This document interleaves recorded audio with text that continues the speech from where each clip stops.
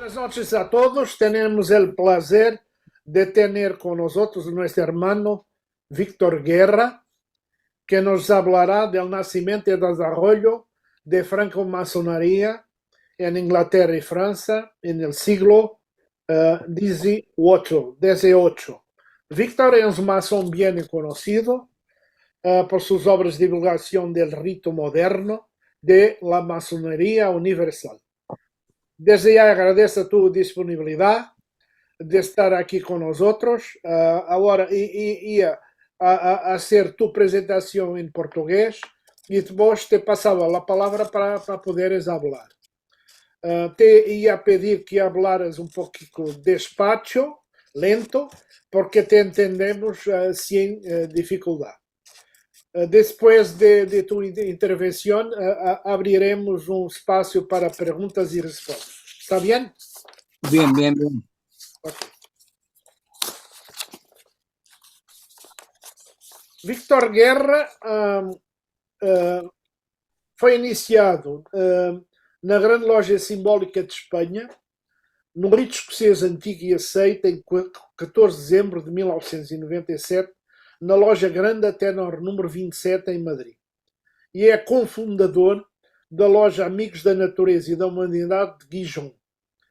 Depois, em março de 2001, transitou para o Grande Oriente de França, para a loja Blasco e Banhos de Valência, sendo também membro fundador do Triângulo Rosário e Acunha de Gijón.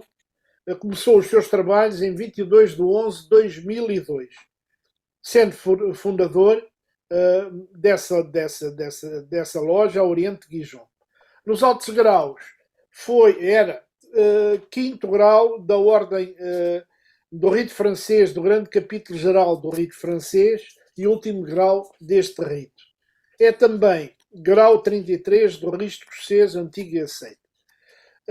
É membro de honra do Supremo Conselho do Rito Moderno para a França, membro de honra do grande capítulo Rosa Cruz, Cavaleiros Rosa Cruz do Grande Oriente Lusitano de Portugal, membro de honra da loja Lux Veritatis de Barcelona e membro de honra da loja Estrela do Norte do Porto, que pertence ao Grande Oriente Lusitano.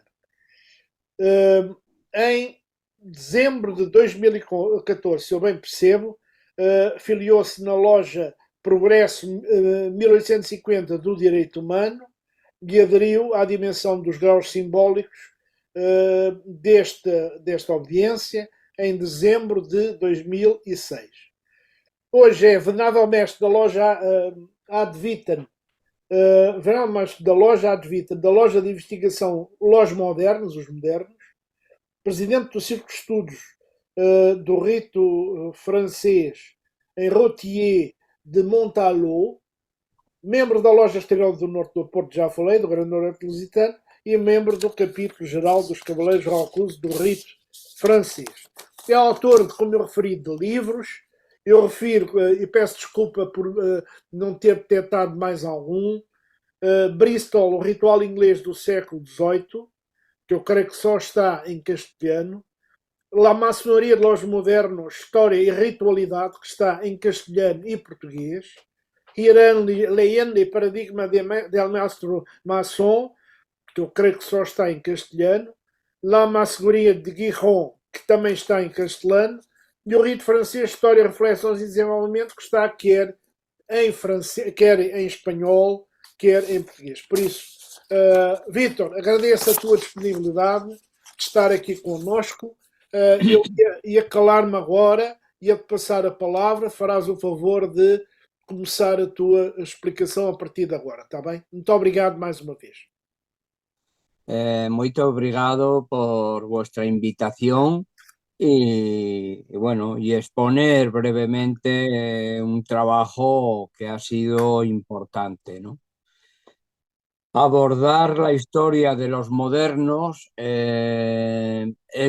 ha sido muy complicado y tal vez explicar cómo se ha llevado adelante este libro explique también nuestra propia historia. En general, cuando uno empieza en masonería, suele tener en la cabeza muchos tópicos que le han ido transmitiendo sus maestros, sus mayores y lo que ha ido leyendo aquí y allá. Porque la bibliografía masónica en cuanto a la historia de la masonería en general es bastante exigua, es muy pequeña, está muy tergiversada en general y se ha escrito en función de los intereses particulares y obedienciales de cada estructura masónica. Y me explico. No hace muchos años, Pierre Molière, uno de los grandes historiadores y pensadores de la masonería en Francia, fue a dar una conferencia junto con Roger Dachet, otro de los grandes, a Inglaterra. Allí expusieron su visión de la masonería francesa y cuando se estaban explicando se daba la paradoja de que los hermanos ingleses no sabían de qué estaban hablando. O sea, cada uno ha hecho su historia. Los franceses han hecho su historia de la masonería a partir de sus propios archivos históricos, pero nunca han confrontado o casi nunca han confrontado esto con las bases inglesas. Y a los ingleses les pasaba lo mismo. O sea, a los franceses cuando venían los ingleses a Francia a explicar o a exponer los distintos paradigmas de la masonería, pues se encontraban con dos realidades distintas, ¿verdad? Por tanto, además, eso trajo consigo que toda la bibliografía quedara polarizada en dos sitios, en Francia y en Inglaterra, y cada uno leía su parte de la historia. Yo como ya maestro masón, cuando empecé a trabajar en el seno del Gran Oriente de Francia, me encontré con muchas dudas, muchas incógnitas para las que nadie me daba respuesta. Si leía la bibliografía francesa tenía un desarrollo, y si me acercaba a la bibliografía inglesa tenía otro desarrollo masónico, pero no siempre iban en conjunto, ¿verdad? Y además era una historiografía hecha a base de documentos, sobre todo de años, ¿no? En tal año se hizo esto, en tal año se hizo lo otro. Digamos, era como una historiografía lineal de fechas y personajes y de estructuras obedienciales. Y pocos hermanos investigadores, tanto profesionales como no profesionales, masones o no masones, me explicaban la masonería, el nacimiento de esa masonería desde sus propias bases, no tanto de archivos historiográficos, sino de una herramienta tan esencial como eran los rituales.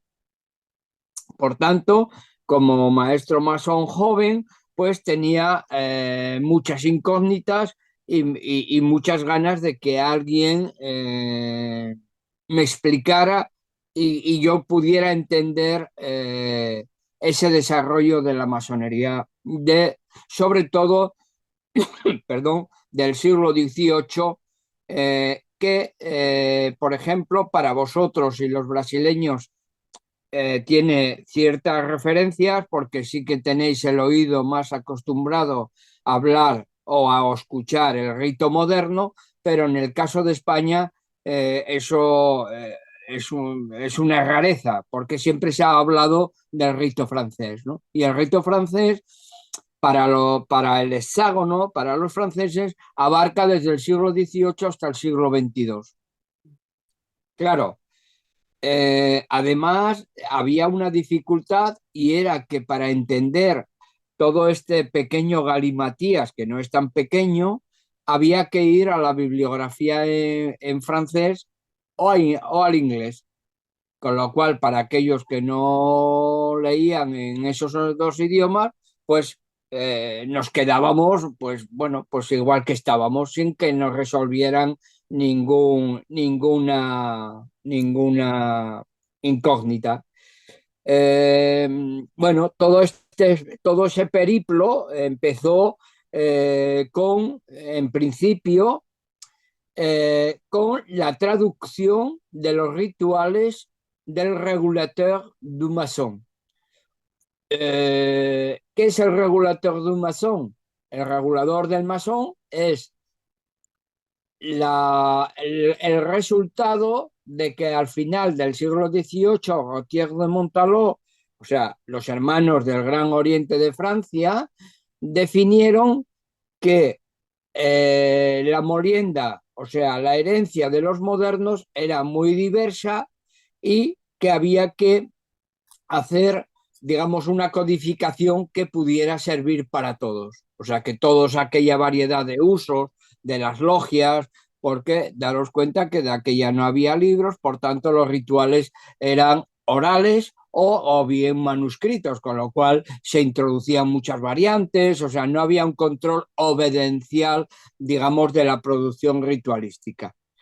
Gautier de Montalot lo que hizo fue una codificación que se llamó el regulador del masón, en el cual toda esa herencia, esa larga herencia desde 1730 hasta 1785, pues la codificaron haciendo unos rituales. Es bien cierto que esos rituales lo hicieron a imagen de su propia concepción masónica, y dentro ellos habían estado en la Gran Logia de Francia y ahora estaban en el Gran Oriente de Francia, en los inicios del Gran Oriente de Francia. Y pese a ser nobles de ascendencia y católicos de practicantes, y ser pares de Francia, que no es cualquier cosa, pues tenían una visión muy abierta, aperturista y muy del futuro. Tan del futuro es que todavía esa codificación la estamos usando en el siglo XXII. Es decir, que algo que empezó a finales del XVIII, pues al final en el siglo XXII todavía la estamos utilizando sin apenas modificaciones más allá de la gramática y de las estructuras literarias. Por tanto, fueron capaces de tener una visión muy amplia y moderna, en tanto en cuanto a que fueron capaces en aquel momento de delimitar cuestiones como que luego se han ido constituyendo por la influencia de los anglosajones, del gran arquitecto del universo, digamos, despojar a los rituales de todas aquellas injerencias religiosas y cuasi políticas, que deberían, según ellos, quedar en el ámbito privado de cada masón y dejar una herramienta que además se alejaba de parámetros esotéricos. Quiere decir que para ellos el ritual, eh, y esa era la herencia que habían recogido, era una herencia, digamos, materialista, si queremos decirlo así, en el sentido de que recogía el quehacer de los viejos usos operativos que en el 18 la Gran Logia de Westminster, de 1717, tenía muy poca presencia operativa de canteros, de hermanos que tenían esa doble filiación de canteros y de francmasones, y realmente quien va a dar un cambio a todo ello va a ser la incorporación de lo que llamaríamos los masones especulativos, ¿verdad?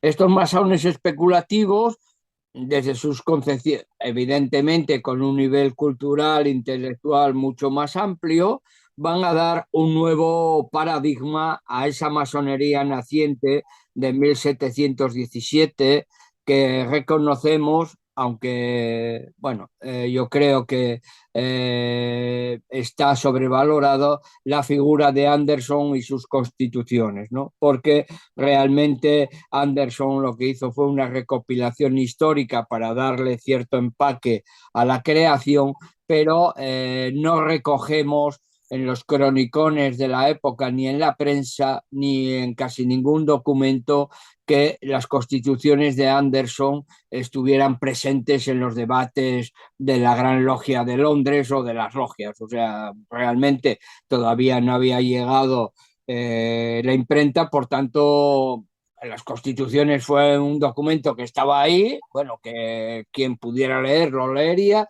pero realmente no va a ser un documento capital, que sí lo va a ser a partir del siglo XIX, cuando se produce la ruptura entre anglosajones y franceses, y entonces para el tema de no incluir el tema político, religioso y las mujeres, se va a tirar de las bases de Anderson.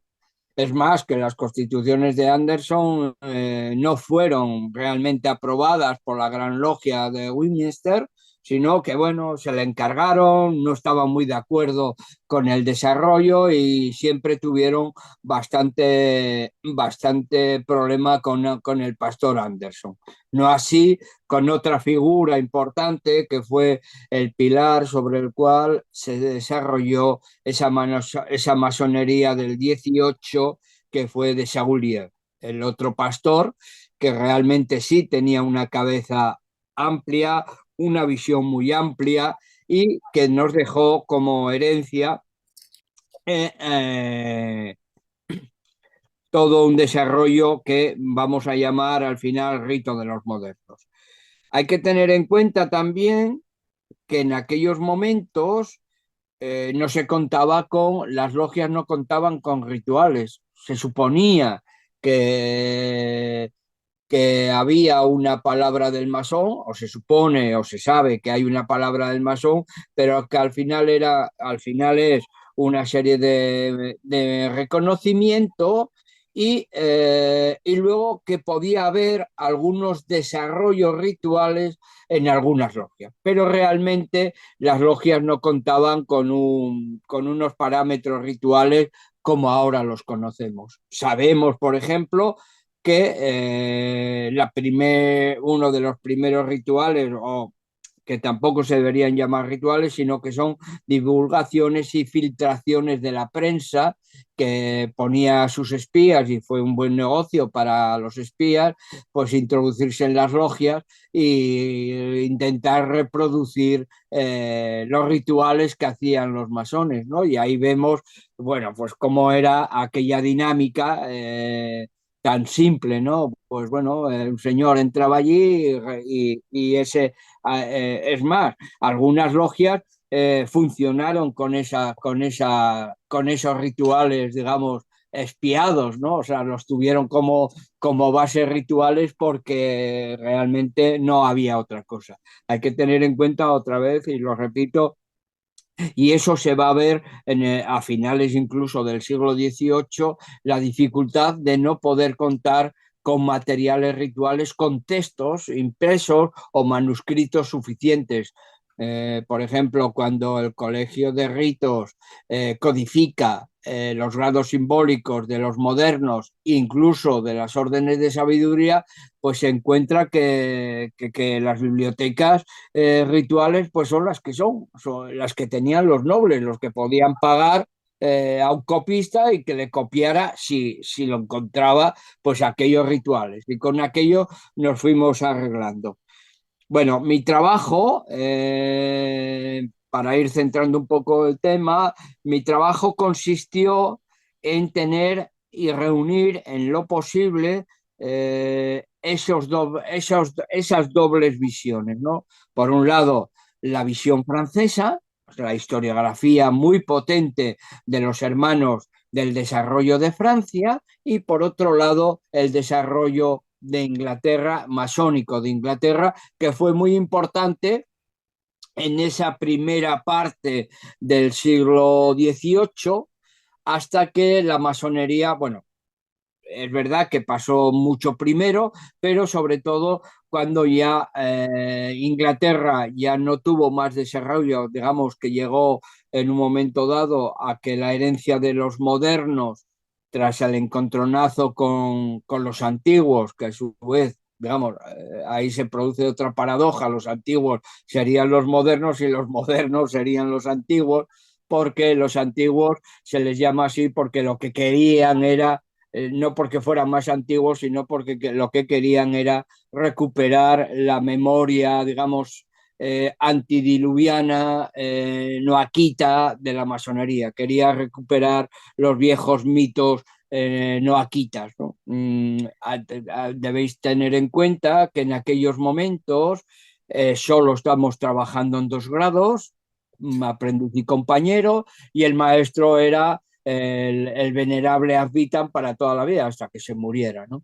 Entonces, el paradigma del maestro masón Irán todavía no existía, se iba formando poco a poco, es una leyenda a la cual yo tenía también muchas dudas, muchas incógnitas. Yo creo que Guillermo ha leído el libro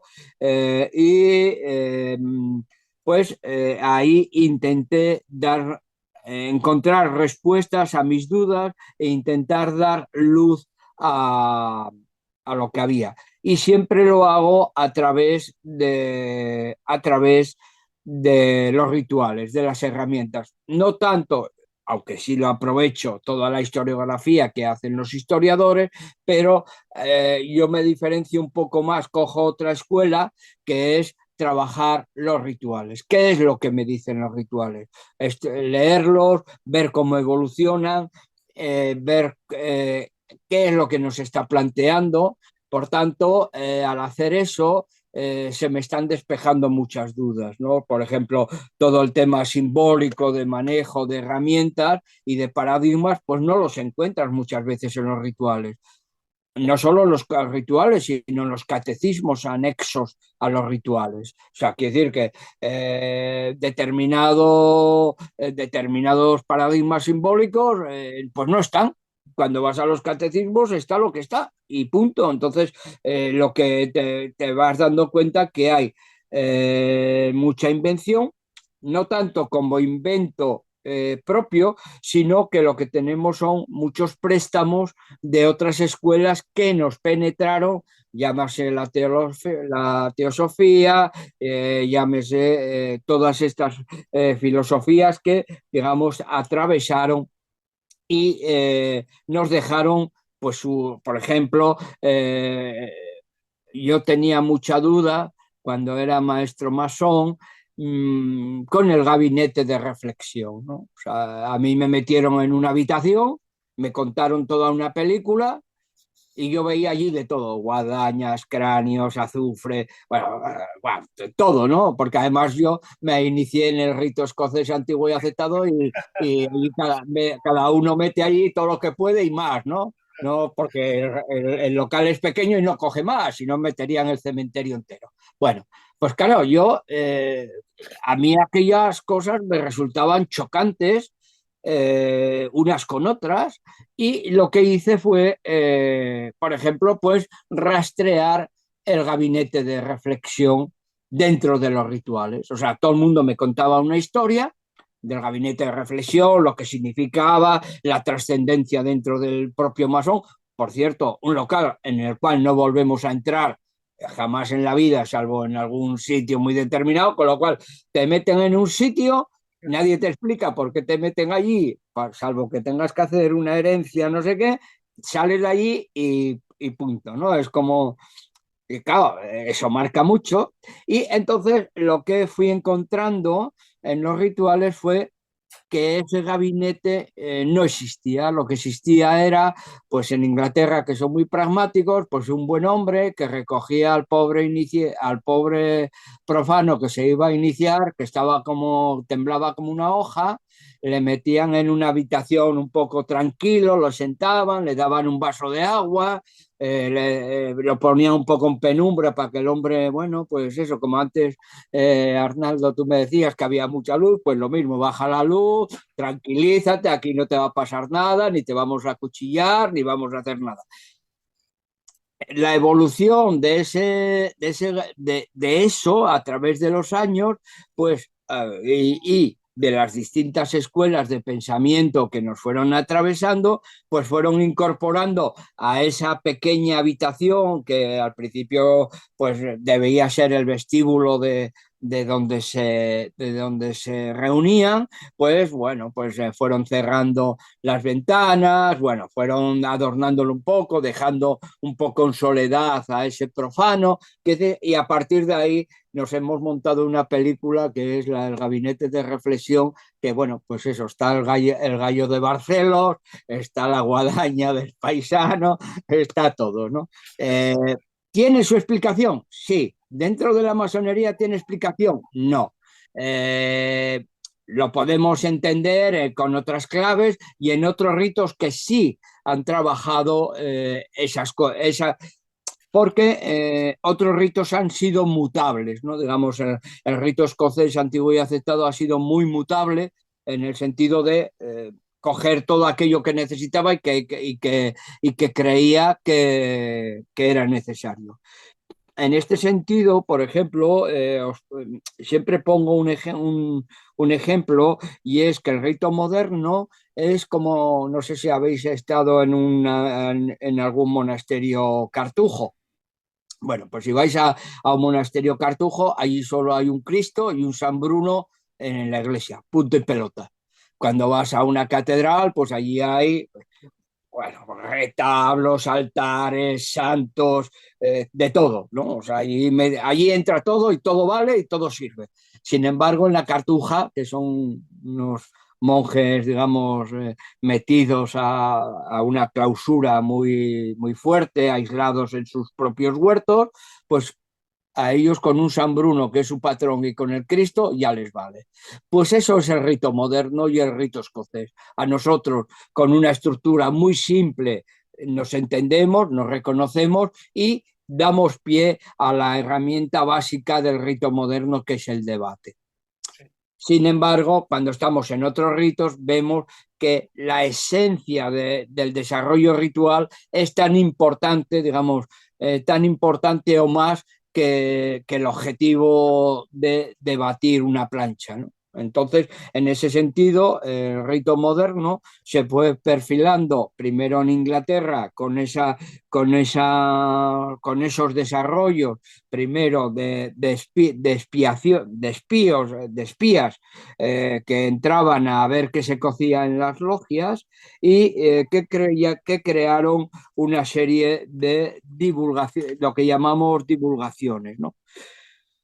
Eh, Sobre todo en Francia, bueno, en Inglaterra eso va a quedar ahí un poco, ellos se van a quedar con esa querella entre modernos y antiguos, los antiguos como que, como os decía, se quedan en esa masonería que reivindica la figura de Noé, digamos, una masonería que digamos, con una creencia fuerte y muy basada en los desarrollos bíblicos, y sin embargo, los modernos van a ir trabajando poco a poco la presencia de un tercer grado y eso abre mucho el abanico. El abrir un tercer grado es abrir el abanico al maestro masón y, por tanto, esa figura del maestro masón ya no se puede sujetar sobre la figura de Noé. Hay que sujetarla sobre o ponerla sobre la base de un nuevo desarrollo. Y ese nuevo desarrollo va a ser el maestro Irán. Evidentemente, en el otro libro de Irán, que tiene otras 500, 600 páginas, como este de los modernos, pues desarrollo de cómo fue una historia compleja Primero aparecen unos asesinos, luego aparecen otros, unas veces al maestro le da un martillazo en la frente, otro se la da en el hombro, quiere decir que ves muchas incongruencias, porque no, o sea, eso no fue un encargo a un señor que diga, hágame usted la historia de Irán y con esa nos desarrollamos, ¿no? Sino que fue un desarrollo paulatino de distintas tendencias. Daros cuenta que Francia es muy grande, que había mucha influencia de una cosa que está sin estudiar y que son las grandes logias madres escocesas, qué papel jugaban esa masonería filosófica que estaba por encima de la masonería simbólica y cuál era su grado digamos, de influencia, que hay algunas cosas que no están muy bien explicadas y es lo que yo estoy ahora trabajando, ¿no? El tema del escocismo del siglo XVIII y sus influencias. Bien, pues lo que hace es que esa masonería en Inglaterra se queda estancada, o sea, se queda, bueno, estancada, ha llegado a su culmen, se quedan modernos en un lado y antiguos en otro, pero donde sí va a tener un desarrollo importante va a ser esa masonería de los modernos, va a ser en Francia. Y va a ser por tres motivos.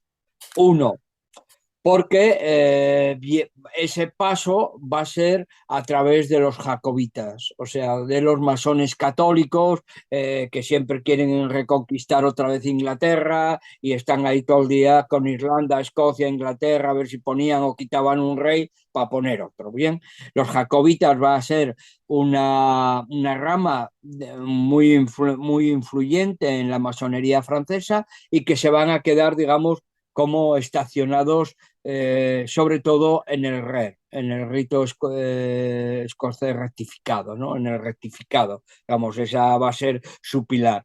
La masonería de los modernos va a tener un recorrido bastante curioso y que podemos conocer sobre todo y debemos conocer sobre todo no por lo que nos cuenten de unos personajes o otros, sino, y yo en el libro pongo cantidad de catecismos y cantidad de trozos para que entendamos cómo fue ese desarrollo. Y es ir a los rituales ya.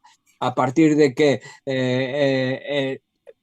hay un desembarco, siempre había habido contacto entre franceses e ingleses, pero sobre todo a partir de 1730 empiezan a aparecer ya rituales. Es decir, que si antes nos habíamos arreglado con divulgaciones, con cosas que nos contaban los periodistas de la época, ahora a partir de que esa masonería llega a Francia, vamos a contar con rituales estructurados, con una entrada, con una parte central, una parte administrativa y con amplios catecismos. Al principio teníamos catecismos muy pequeños, trozos cogidos y mezclados unas veces intencionadamente y otras veces pues de lo que el copista o el periodista de cada sitio podía coger, y aquí no. Aquí vamos a tener ya rituales además muy ricos, ¿no? O sea, bueno, no sé, el que llaman el perfecto masón, que es un ritual muy extraño, el de Masqué, el masón de Masqué, o sea, el masón desmascarado, Hachín y Boaz, el marqués de Gages, Maubón. Bueno, vamos a ir encontrando cantidad de rituales que deberían estar en todas las logias, los facsímiles, o por lo menos para que pudiéramos confrontar muchas veces. Además es que no tenemos preocupación, es una de las cosas que a mí me llama mucho la atención, ¿no?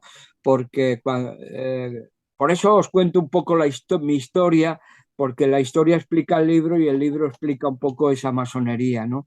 Porque cuando yo preguntaba muchas cosas, como los niños pequeños, también me fijaba en los dibujos, más que leer, porque eran muchas, como no leía bien en francés y en inglés menos, pues entonces me fijaba mucho en los grabados. Y entonces yo veía que los grabados eran muy expresivos, por ejemplo, esos grabados tan bonitos que veis vosotros de Irán y de las iniciaciones, pues ves que llevaban unos mandiles muy raros, que no había joyas, que estaban colocados uno aquí y el otro allá. O sea, que no había esa estructura que nos han vendido de que los oficiales tienen que estar aquí y allí y todo tan cuadriculado, ¿no? O sea, que realmente esa masonería nació como una masonería muy libre, una masonería que se fue haciendo y no es porque tengamos que deshacer lo que tengamos, lo que tenemos, pero sí para explicarnos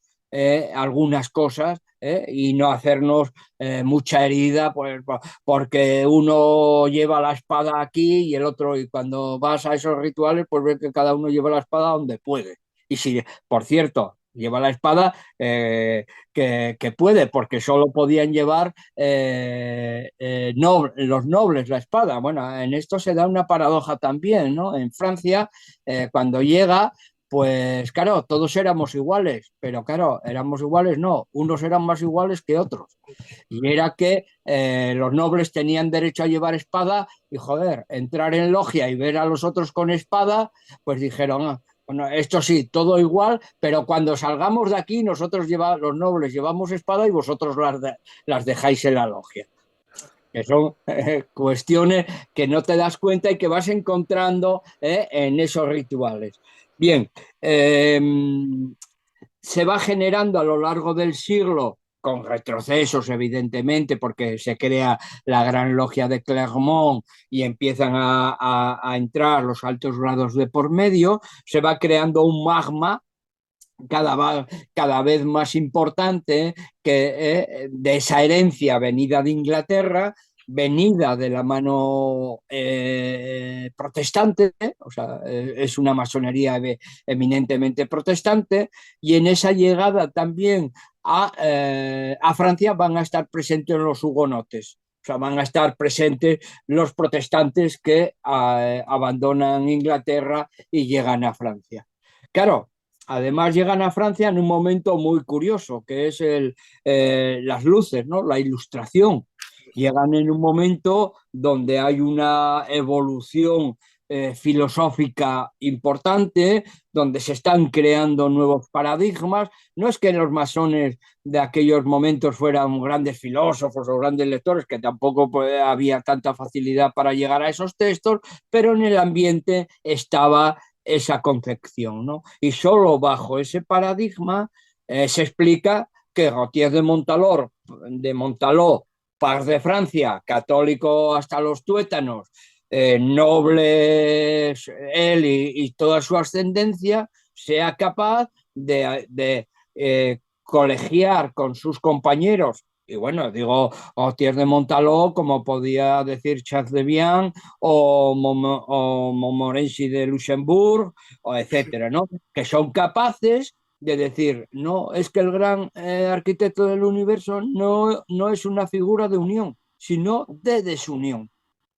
porque nos pone a unos en un sitio y a otros en otro. Y entonces es una figura que no le debemos dar más peso y más elocuencia de la que pueda estar y de hecho está en algunos textos rituales, pero está de soslayo, o sea, que decirte, no se abren los trabajos al gran oriente, al gran arquitecto del universo, la figura de la Biblia es un libro en el cual se promete, sobre todo no está el juramento, hay una promesa, que lo que se hace es recuperar la vieja esencia también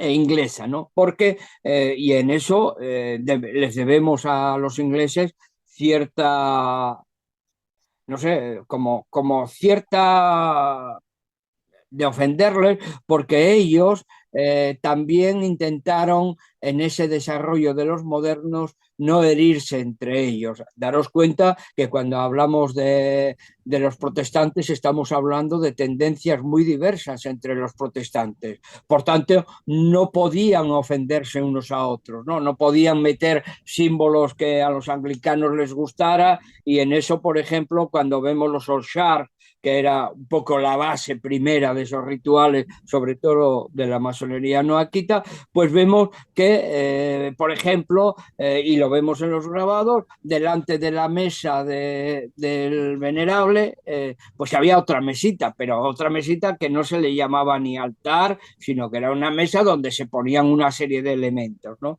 Entonces, ¿cuándo se cambia eso? Cuando llega a Francia. Cuando llega a Francia, empiezan, y sobre todo en determinados momentos, empiezan a determinadas cuestiones porque también cuando llega a Francia, digamos, se instituye también los espacios masónicos, es decir, que si antes era una habitación del Palacio del Señor, cada vez más, bueno, del Señor, porque además antes, y esto, por ejemplo, nos valdría para nosotros, que le damos tanta importancia al edificio, no deberíamos darle tanta importancia al edificio, porque con el trapo que ponemos ahí en medio, con el cuadrado, o sea, esa es la representación de la logia. Con eso podríamos ser como los novicios en el monasterio. Nos llevamos el trapo y nos llevamos el monasterio con nosotros. Quiere decir, nos llevamos el trapo y nos llevamos la logia.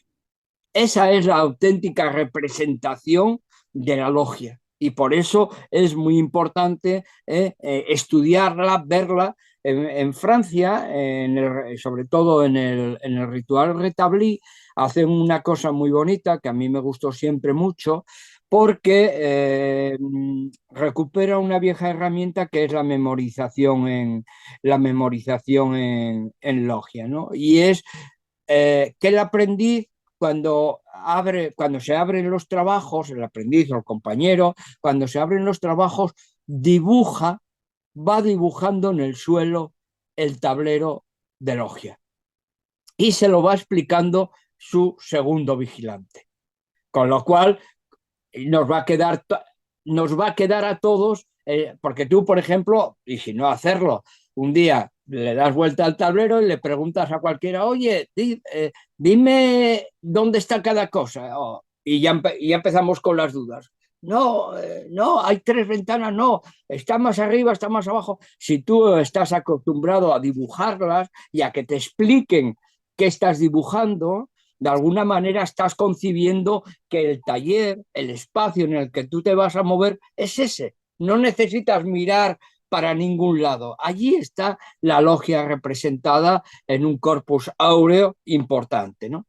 Por tanto, cuando llega a Francia, es cierto que aquellos espacios tan abiertos en Inglaterra, lo que habíamos visto, ¿no? Que se reunían en los cuartos oscuros de las tabernas, o sea, digamos, en las apartes, pues sacarían digamos, el cuadro de logia y ahí empezarían a trabajar, ¿verdad? Pues cuando llega a Francia, vemos por los grabados que cada vez, y si no, repasar los distintos grabados que hay y veréis cómo se van articulando los espacios, cómo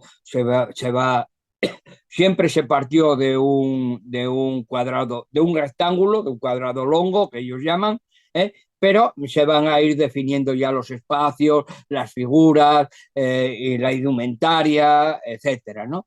Y eso se va a desarrollar en Francia. Eh, una hecatombe, aunque nosotros no lo veamos, yo solo lo vi y lo percibí cuando me obligué a trabajar sobre el maestro Irán, porque claro, eso te obliga a leerte los rituales, a repasarlos, a ver cómo se estructura, a ver, por ejemplo, las dos formas de ver a Irán, ¿no? Desde la parte activa o desde la parte pasiva, de ser eres tú el que está o eres tú el que levanta, ¿no? Entonces, lo que te hace es percibir cómo el nacimiento y la concepción de ese nuevo paradigma que es Irán va a dar una nueva categoría y va a dar una base importante que es la del maestro masón, que ahora nos parece tan sencilla como que, bueno, que ya está, no, pues no, fue, digamos, una preñez larga y un parto complicado, ¿no? Y bueno, y de alguna manera, pues cuando eso llega a manos de Gautier de Montaló y a su equipo, pues lo que hacen es restaurar de alguna manera todos esos elementos dispersos y recuperar la esencia más pragmática de la logia, ¿no? Y en ese momento también nace, por eso se estructura ese espacio, nace la logia, perdón, como templo y un espacio y como concepto. Quiere decir que el concepto de logia, templo, se va a unir a otro concepto curioso que es el salomónico, ¿no? El tema de Salomón que nos mete en otra pelea cojonuda, porque claro, Salomón no dejaba de ser un cabrón. Era muy sabio, pero no dejaba de ser un cabrón. O sea, dicho con tres palabras. Es más, hay una teoría que os expongo para que os riáis un poco más, y es que a Irán tenían que haberlo matado a él y a dos más, porque Irán, eh, es que la palabra solo la tenían tres: Salomón, Irán de Tiro y Irán. La palabra no era universal dentro de las logias de maestros.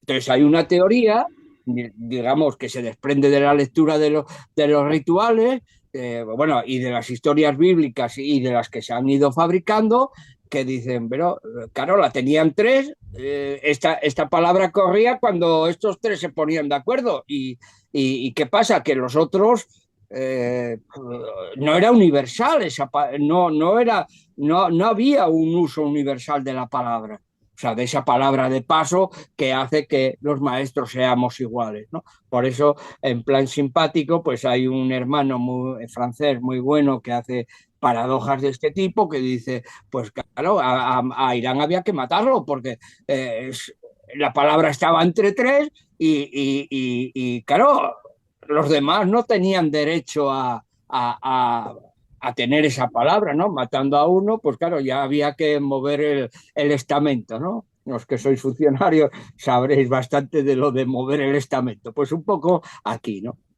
En ese sentido, también con la formación de ese concepto de logia y templo, viene paralelo la concepción de las formas y los espacios y los oficios y oficiales. Es decir, que en un primer momento teníamos, bueno, lo que os decía de los grabados, ¿no?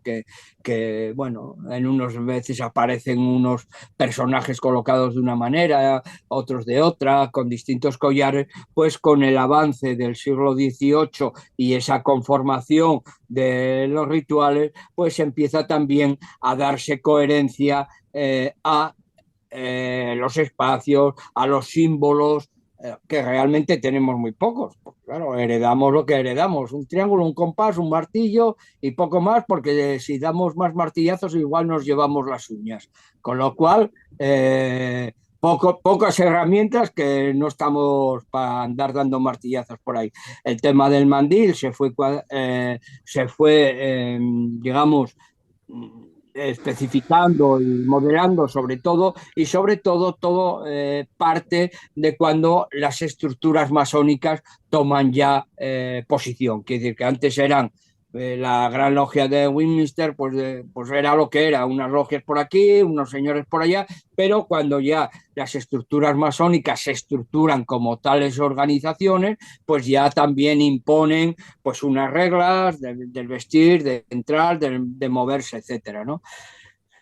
A partir de ahí hay otro trabajo que en España y en Brasil y bueno, casi toda Europa lo tienen muy desarrollado los franceses, que son el desarrollo del cuadro o tapiz de logia, ¿no? Ese es hay en Francia, yo tengo aquí como siete, bueno, deciros que todo este estudio de los puñeteros modernos, pues hizo que la mitad de mi biblioteca, como cerca de 1000 libros, sean en francés, que yo no hablaba en francés y leo en francés, pero que era la única manera de entender qué era lo que yo quería saber, ¿no? Bueno, pues en el tapiz de logia, pues hay como unos 15 o 10 libros muy buenos sobre el desarrollo, las formas, cómo van evolucionando, qué quieren expresar cada uno, etcétera. Eso ya sin meternos en el tema a ver, espera, que estaba Alexa hablando. Luego va a haber también una serie de elementos que nos van a distinguir de los ritos. La colocación de las luminarias, la colocación de los oficiales, pero bueno, no dejan de ser, no anécdotas, pero sí que nos van a diferenciar de otros ritos, ¿no? El que haya un, porque también hay una visión del templo. El templo no se ve desde la posición del venerable, sino que se ve desde la posición de la entrada, sino donde todos entramos y se ve, digamos, hay una visión muy particular del espacio. La cámara de reflexión, ahí hay que tener en cuenta que el rito moderno sufrió la presión del rito escocés, es decir, que lo que hizo fue también ser permeable bueno, fue tan permeable que los echaron. Los altos grados del Gran Oriente de Francia estuvieron 150 años exiliados. No hubo durante 150 años altos grados del rito moderno, que ellos luego ya llamaron francés, porque, digamos, la pujanza del rito escocés fue tan grande que el colegio de ritos dijo, bueno, con el rito escocés ya tenemos bastante. Los que quieran les damos el grado 33, los otros contentos, que además era la moda, y todos eran del rito escocés, ¿vale? Eh, bueno, por ejemplo, tenemos paradojas muy curiosas eh, cuando hablamos de la cámara del medio, ¿no? Seguimos hablando de la cámara del medio. La cámara del medio es la cámara del compañero, ¿no? Entonces, ¿qué hacen los maestros en una cámara de compañeros? Del medio. La cámara del medio es una cámara de compañeros. Entonces, hemos quedado, claro, es la primera cámara, la cámara del medio y la cámara tercera, primera, segunda y tercera. La cámara de compañeros es la cámara de los compañeros. Porque ¿sabes por qué, Arnaldo? Porque cuando se desarrollan los 3 grados, los 2 primeros grados, heredamos terminología de la época de los 2 grados. La cámara del medio era la cámara por excelencia, porque solo había 2 grados. Entonces, claro, cuando pasamos al 3er grado, no creamos una. Bueno, ahora sí tenemos una cámara de maestros, ¿no? Pero nos quedó la definición, o sea, la denominación de cámara del medio, o sea, refiriéndonos a aquella herencia, que son cosas, son tonterías, pero que cuando tú lo examinas desde los rituales, desde los propios rituales, te los encuentras y encuentras las explicaciones, ¿no? Por ejemplo, hay otra cosa que se da mucho en logia, que es cuando se lee el acta y se vota, ¿no? Entonces, bueno, los que no estuvieron, entonces hay una cláusula que desapareció de los rituales, que era muy larga porque había que leerla, y es que realmente hay una fórmula para que aquellos que no estuvieron pudieran aceptar lo que se da, ¿no? Bueno, son cuestiones, ya me voy alargando mucho. Lo mismo os digo con el tema de los banquetes y los ágapes, y que se van reestructurando, se van adecuando a los tiempos y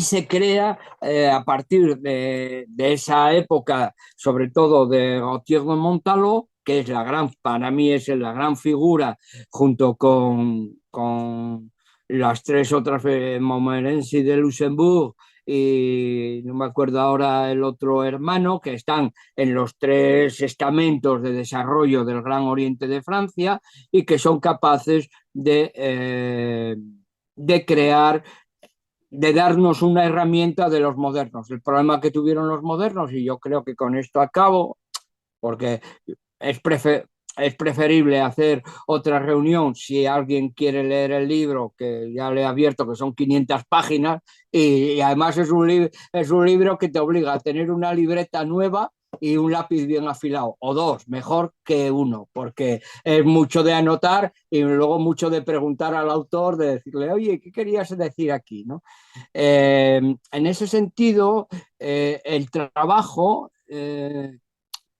que también es cierto que he borrado un poco de la mente porque no me coge todo como los discos, sobre todo por la edad y porque tengo que dejar sitio a otros trabajos, eh, te hacen aprender mucho, te enseñan mucho. Porque una cosa es lo que me cuente cada maestro y otra cosa es leer las herramientas básicas que son nuestros rituales, que es, o sea, los damos por leídos y no nos detenemos en las pequeñas cosas. No sé si me he explicado mucho, yo quería explicar más la experiencia como masón, que se interroga y que interroga ese nacimiento y que descubre un nuevo paradigma que nadie cuenta y que nadie ha escrito.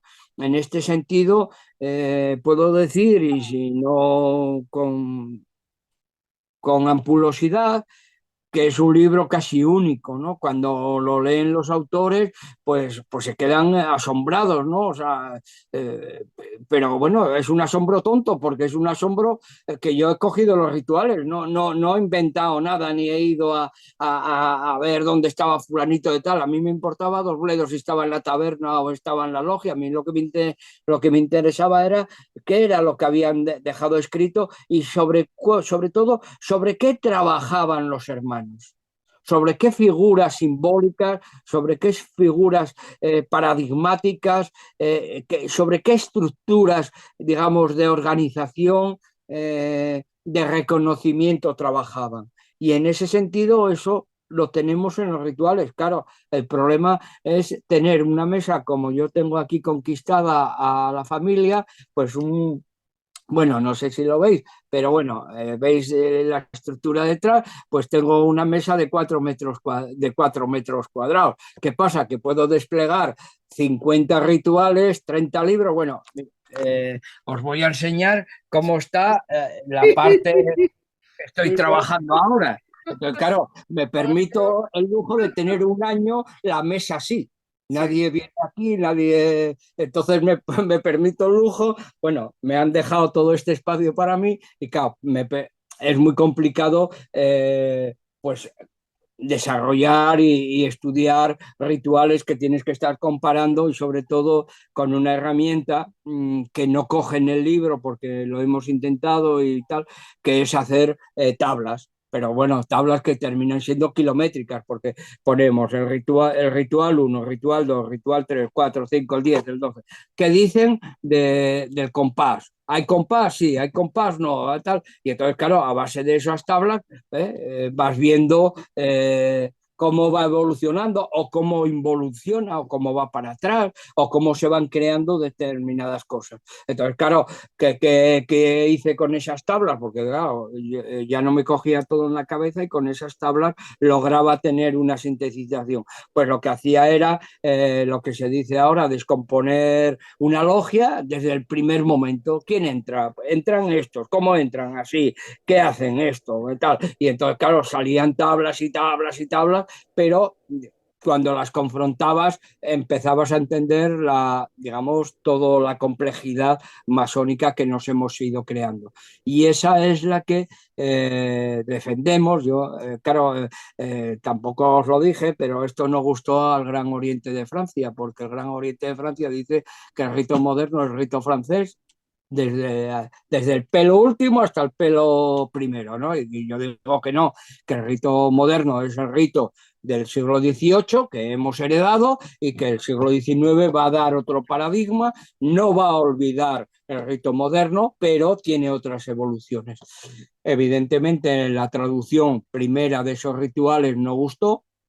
Luego hice un libro que se llamó Rito francés, que bueno, que lo hablabas, y luego hice otro sobre el rito moderno, sobre todo, no los hago tanto para que vosotros lo leáis, sino para contestarme a mí.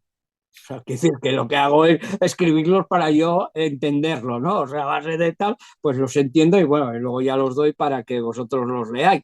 Y claro, cada vez el Gran Oriente de Francia se fue enfadando más y bueno, y el tema, por ejemplo, del rito del libro de los modernos, pues a los ingleses no les gusta y a los franceses tampoco, pero bueno, es la historia que han logrado unos y otros. ¿Qué culpa tengo yo? Por eso se traduce al portugués y no al francés o al inglés.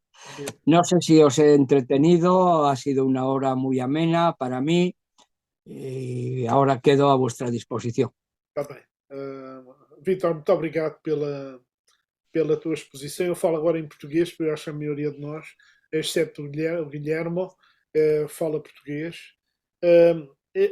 A exposição foi muito interessante e trata, digamos, de uma questão que é estranha à maior parte de nós. Eu não consigo identificar as pessoas que aqui estão hoje, qual é o rito delas, mas em Portugal a grande componente é, quer na maçonaria masculina, quer na maçonaria feminina, quer na mista, é o rito escocês antigo e aceito. Por isso é aqueles que vêm a partir de França, vêm chegar a Portugal primeiro uma influência inglesa e depois, sobretudo, com as invasões francesas, que vem de França, e é esse que se instala em Portugal e que vai vigorar aqui durante séculos e séculos.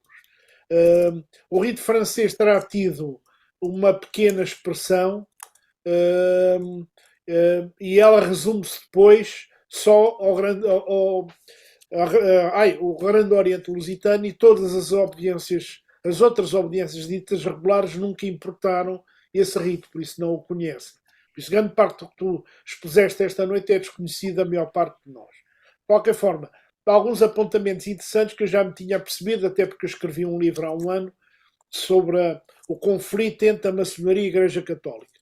E tive que ir pesquisar fontes francesas e inglesas para poder escrever os livros e perceber um pouco as encíclicas papais, qual era o tipo de ataque que desfaria em relação à maçonaria e qual eram as bases da argumentação filosófica da Igreja para atacar a filosofia, a maçonaria, digo eu. E por isso é muito interessante essa questão. Tu começaste por explicar sobre o Anderson. Há um grande endeusamento na chamada maçonaria regular em relação à figura do Anderson. Os landmarks são uma coisa dogmática que não se pode mexer nem rever. O Anderson é uma espécie de papa fundador da maçonaria regular e todos andamos um pouco à volta desse. Da minha análise, da minha investigação a textos, mesmo de fontes inglesas, o que eu me apercebi um pouco da linha que tu disseste é que ele foi um homem, um pastor encarregado pela origem da Grande Loja Unida de Inglaterra para compilar uma série de rituais que andavam dispersos, que eram manuscritos, a maior parte deles, estão no Museu Britânico, tem vários nomes, e a função dele foi compilar e homogeneizar aquilo, não é? Como pastor protestante que ele era, naturalmente tem uma dimensão bíblica muito forte, porque esse é o ensino que ele fazia, e por isso é o que ele introduziu naquela primeira parte vastíssima das Constituições. Por isso há essa diferença que eu me apercebi, é que ele não tem o papel tão importante, tão fundador como nós. Eu sou maçom regular. Como nós, maçons regulares, levamos décadas a confiar e a acreditar, não é verdade? Ele foi um mero compilador de partes, juntou-as. Tanto assim que ele está na primeira comissão, que é nomeada pelo grão-mestre na altura da Grande Loja de Londres, e já não aparece na segunda, 30 anos depois, na revisão. Desapareceu. O que é que aconteceu ao homem? Morreu, exilou-se, para onde é que ele foi? Desapareceu. Ou seja, ele era uma mera personagem que é usada pelo Desaguier, pelos outros que mandavam efetivamente na grande loja de Londres e que lhe encarregou de fazer aquela tarefa. Depois a questão, como tu trataste muito bem, do grande arquiteto do universo. A análise a que eu cheguei quando tratei o problema de Deus, e eu tive que tratar o problema de Deus no meu livro, senão o livro não tinha utilidade.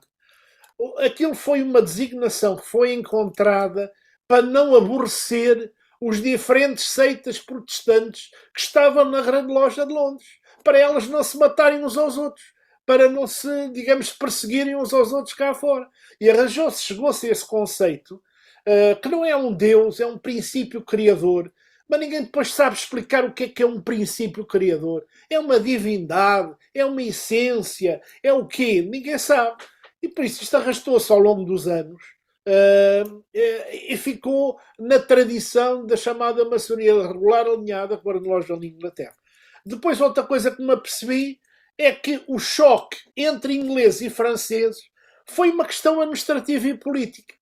Não teve nada a ver com a clarificação ideológica da parte dos ingleses, que os franceses estavam a renegar a religião e a crença em Deus. Foi uma questão de ajustamento de agendas políticas. E isso foi, digamos, o que sobreviveu. Tanto assim, e tu disseste num apontamento muito importante, mesmo como é que eu ia dizer, do Convênio de França, que leva ao apagamento da menção ao grande arquiteto, continuaram a haver contactos entre França e Inglaterra. Eles trocavam cartas uns com os outros. A única questão que não havia é que não podia haver visitas mútuas nas lojas. Isso era importante para os ingleses, porque iam à França, queriam fazer negócios, não é? E precisavam de contactos lá. E para os franceses, que era importante, quando iam a Londres, ter contactos. Por isso a questão é muito pragmática e é posta desta forma. Nós, em Portugal, não temos uma investigação séria sobre tudo o que tu falaste. Eu não conheço os livros, ainda agora foi a semana, na Feira do Livro, o lançamento de um livro do nosso irmão, teu irmão do Grande Oriente, o António Lopes, sobre a história da maçonaria portuguesa. E o que ele faz é história, é uma análise histórica excepcional, mas ele faz uma investigação das lojas, das personagens, como elas funcionavam, mas não há uma análise ritual. Eu não conheço em língua portuguesa ninguém que se tenha dado esse trabalho. Mesmo em francês, já agora gostaria de vou comprar o teu livro que não o tenho, e vou adorar ler, mas não conheço uma análise comparativa das fontes. O que existe, e que eu tenho aqui vários livros sobre a maçonaria francesa, é a análise da história, quem eram as personagens, qual é o papel que elas tiveram. Tu falaste, por exemplo, a Montmorency, é alguém que aparece a fundar a Grande Oriente de França, mas é alguém que não se envolve. Não se envolve, parece que era efeminado. E de maneira que, mas era a personagem junto do rei, porque julgo que era ligado ao rei, não sei se era primo do rei, que podia ter um papel de importância na fundação da Grande Loja. Ou seja, a história aqui é feita através dessa análise das personagens e que nós não nos percebemos e não temos uma visão da comparação das fontes e dos rituais. Ninguém as fez. Mesmo em língua inglesa, eu nunca me dei esse trabalho. Há aquelas enciclopédias da Quatuor Coronati, que é uma entidade ligada à Grande Loja de Inglaterra, tem uma série de artigos de investigação. Eu nunca vi lá nada em termos de comparação de rituais. Não sei se existem, se estão lá depositados em Inglaterra, mas é outra área que eu acho que é importante. A visão que tu explicaste sobre o rito moderno é muito interessante. Nós, em Portugal, não o aceitamos bem. Porquê? Ou ele não tem vingado porquê? Porque quando tu abres a reflexão à loja para debater temas, o debate vai claramente para debate político. Sei lá, a política de habitação, o meio ambiente, as novas sexualidades, os gays ou não gays na maçonaria. E rapidamente a coisa extravasa o campo maçónico para se tornar um debate político profano da sociedade civil. Eu acho que essa é uma razão porque o rito moderno não vingou tanto em Portugal, se calhar como vingou em Espanha. Nós aqui preferimos ou o rito antigo e aceite, ou eu que, por exemplo, criei uma loja do rito de York, onde existe essa, sobretudo, o estudo dos símbolos, a análise dos símbolos e a recitação dos rituais, que nós fomos buscar aos ingleses e que aqui estão no chamado rito de emulação, que eu creio que existe se calhar também em Espanha, que é uma recitação do ritual. Aliás, tu explicaste bem. Eu estive numa sessão, eu vivi 26 anos fora de Portugal, vivi na Ásia, e fui 2 vezes a lojas inglesas em Hong Kong, do outro lado de Macau. E eu assisti como é que é uma iniciação. A iniciação é feita sem câmara do meio, não há câmara do meio no rito de emulação. O profano é entrado, é metido vedado no templo, e depois daquela sequência de viagens muito mais resumidas do que aquelas que a gente faz no rito escocês, no fim há um oficial que lhe vai explicar o tapete. O tapete é um tapete gigantesco que tapa ao centro da loja. E ele vai, e os símbolos estão na cordoaria do tapete. Não há quadro da loja como nós temos, que pomos num cavalete para poder explicar. E é assim que se faz. Por isso, como tu dizes, e bem, o aprendiz, quando passa por essa sessão, ele vai memorizar a conversa do oficial, que lhe vai mostrar onde estão os símbolos, e ele, quando regressar a segunda vez à loja, se tiver uma instrução com pés e cabeça, vai perceber onde eles estão. Por isso, desculpa lá, eu achei muito interessante a intervenção, despertaste aí uma série de pontos de dúvidas e, sobretudo, despertaste uma curiosidade imensa, pelo menos minha, e agora eu calmo e passo a palavra a quem quiser por questões ao Vítor ou fazer algum comentário.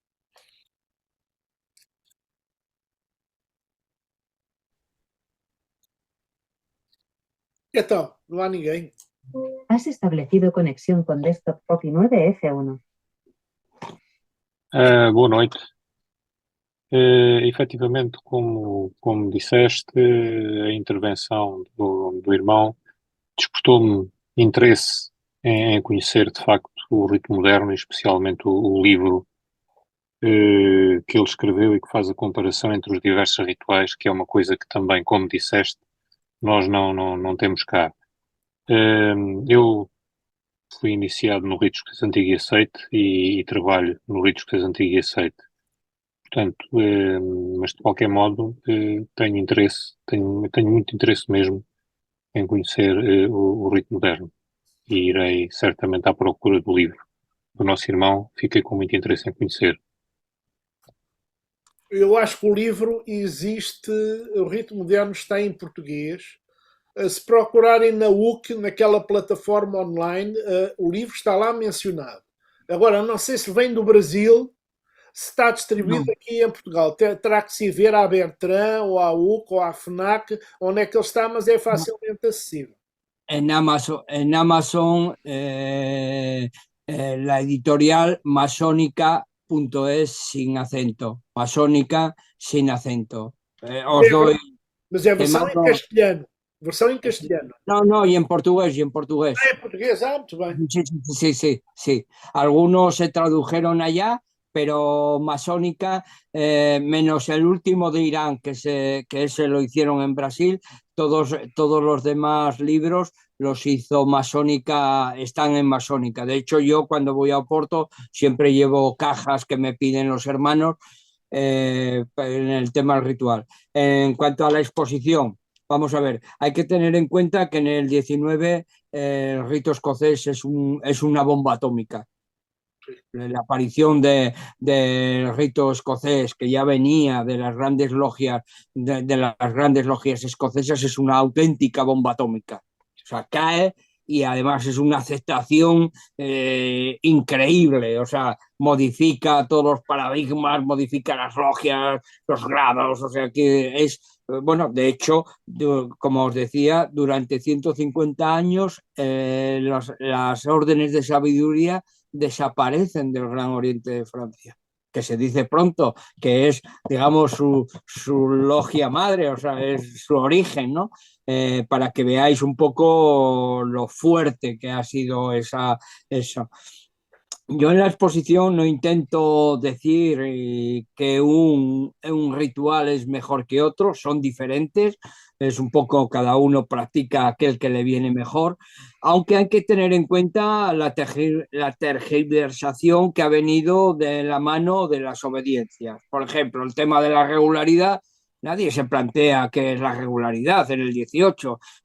Tú eres regular porque yo te reconozco y punto en pelota, si te reconozco ya estás. Quiere decir que sé que van creando modelos de exclusión y de inclusión que nos hacen separar.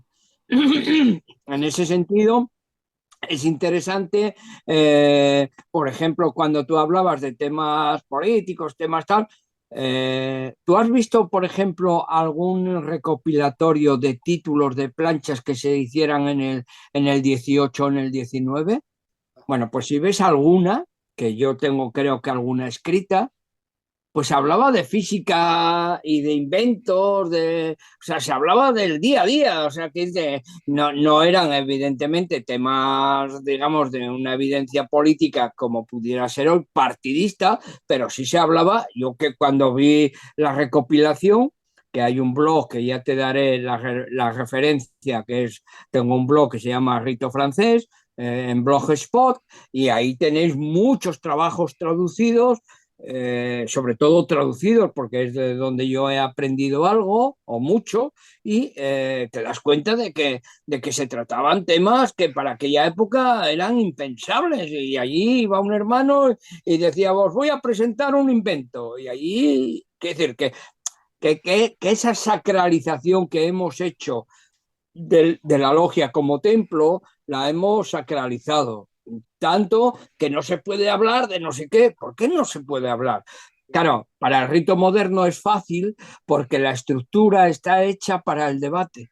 No está hecha Era un poco lo que os decía antes de la catedral, ¿no? Donde sale el obispo, el cura, y lo que es bonito es ver toda la parafernalia, el encendido de luces, uno que se levanta, el otro que grita, tal. No, en el rito moderno es,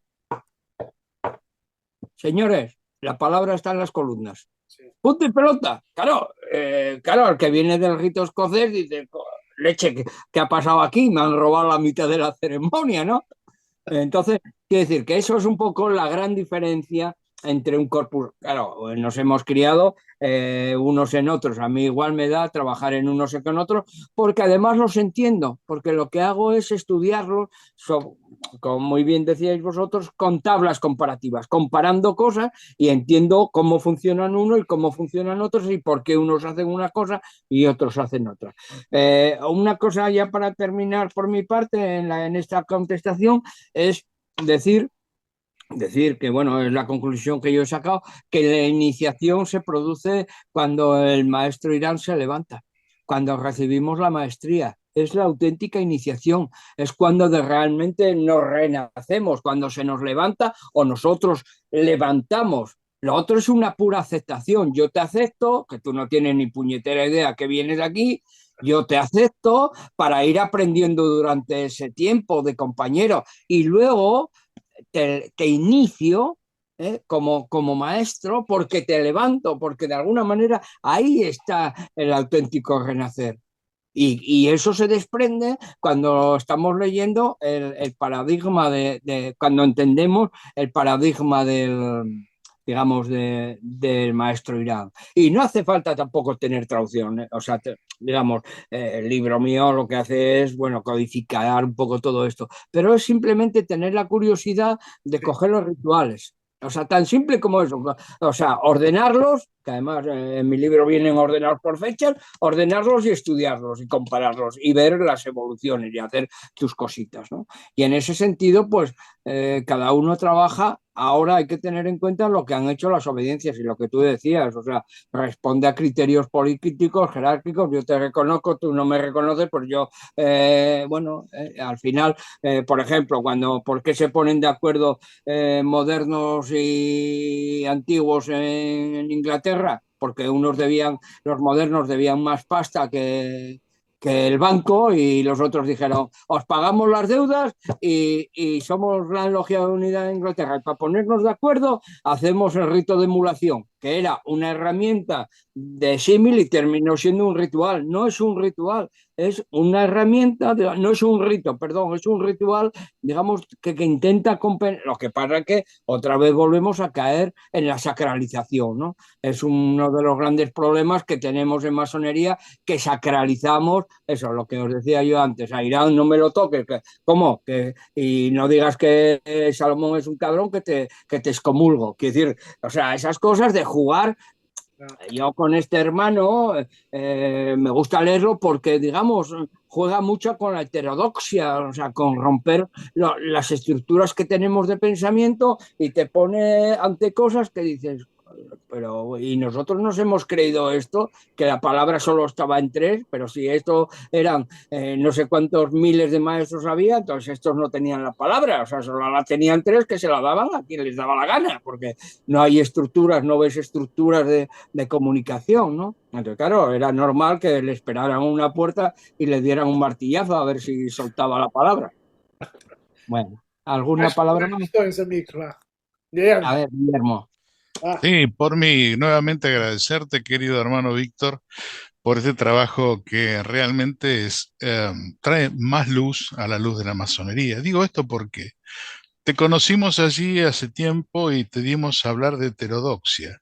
¿Para qué? Si era una bomba atómica, ya de por sí, Víctor, cuando empezó a hablar de heterodoxia, a nosotros en Argentina, que tenemos no una molienda, como dice él, tenemos moliendas y licuados. Entonces, con su mirada y con toda la serie de preguntas, nosotros fuimos tomados de la mano y estamos practicando rito moderno de mano de sus trabajos y de Joaquín. O sea, imagínate que para nosotros el hecho de ver aquí una gran logia que se cree que está el rey ahí, básicamente, a tener un montón de otras cosas, ritos que se inventan mexicanos, mezcla mexicanos con, en fin, toda una parafernaria. Es muy difícil quizás hacerse la pregunta que de dónde él mismo nace, qué es lo que estoy haciendo, cuál es el ser de la masonería, por qué se hace tal cosa. A mí personalmente siempre esta cuestión de la sacralización, por no decir una dogmatización en sí mismo, de ciertas cosas, era algo que me hacía mucho ruido, porque decía, si aquí lo que buscamos es el espíritu crítico, ¿dónde lo vamos a dejar? Si te corrigen desde el paso, del cuadrar, de esto, del otro, digo, entonces cuando llegamos a leer una plancha, ¿qué vamos a opinar si te están mirando con una lupa a ver qué dices, qué no dices, hasta te pueden corregir y demás? Y esto da lugar a que mucha gente allí saque no una fraternidad, sino una especie de cuestión de autoridad que no se basa en realmente en una autoridad o en principios, ¿no? Pero sacando esto de por medio, me gustaría si pudieses también darnos un pantallazo, porque Rotier de Montaló también habló de los altos grados, si bien después tú mencionas que son 150 años que no se practican, hay un antecedente y una forma, o sea, yo sé que luego se trabaja en órdenes, se trabaja de una forma distinta a rito escocés, ¿no es cierto? Entonces solamente para mí, aunque sea, o no sé si hay alguien más interesado, que nos dejes un planteo nada más de cómo después el rito moderno toma digamos, encara ese trabajo de los altos grados. Nada más que eso. Y nuevamente, muchas gracias, el gusto de verte nuevamente. Muchas gracias, Guillermo. Nada, a mí me tenían que cortar los dedos, como los niños, que yo soy como los niños que va con el dedito ahí a ver un no sé qué y se cae el edificio, ¿no? Y yo solo iba a ver qué había en el agujerito.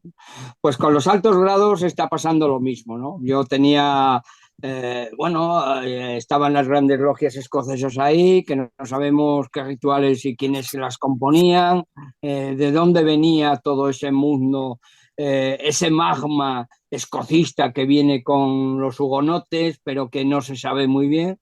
Y me he metido en eso. Me he metido a partir de los 81 rituales o de los grados, de los 81 grados que eran los rituales que tenían los nobles de Rotier de Montaló. Juntaron 81, que podían haber juntado 350, pero bueno, seguramente, como era muy caro, tenían 81, ¿vale? Y que además eso se fue llevado a Rusia, ¿no? Fueron los papeles que estuvieron en Rusia, no se conocían, y tuvimos la oportunidad de que volvieran a Francia y una hermana, bueno, el Gran Oriente de Francia, pues los pasara, estaban todos en texto, manuscritos, y los pasara a texto, que decir, a texto normal, con lo cual además se venden los 81 rituales del Arca del Quinto Orden. Bueno, yo ya, a partir de ahí, yo ya flipé, porque como lo dicen los modernos ahora, los críos, bueno, los chavales, porque es que ahí está la Biblia entera.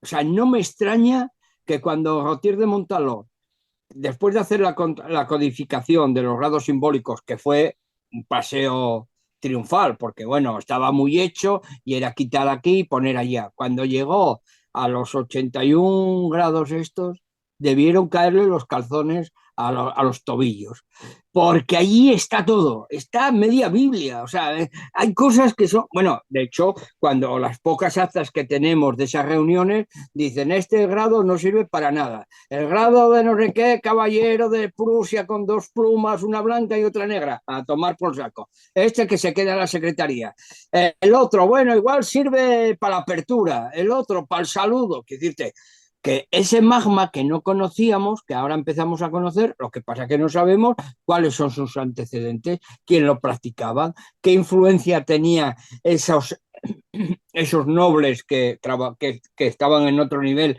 sobre las logias simbólicas y sobre el crecimiento. Y además,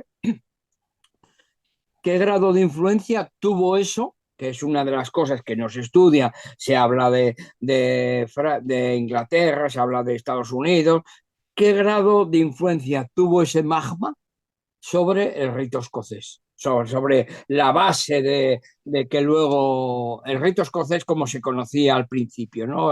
Que luego se le dio el apellido de rito escocés antiguo y aceptado. Bueno, pues, pues, pues eso fue parte de nuestra historia, pero es una historia que, bueno, si tienes ocasión de comprar o, bueno, yo creo que he traducido algo o tal, o lo pondré y tal, si leéis en francés, es que eso es para echarse las manos a la cabeza, o sea, porque es, pues, bueno, es la Biblia, pero allí, ¿no? Entonces, bueno, ahora queda en ese pantallazo que tú decías, ahora yo llevo ya 3 años, llevo como 150 o 200 páginas y me queda este invierno meterme e intentar descifrar qué hago con todo eso y que, bueno, ya no examino ni los rituales porque, o sea, para mí son, digamos, pura cábala, pura alquimia.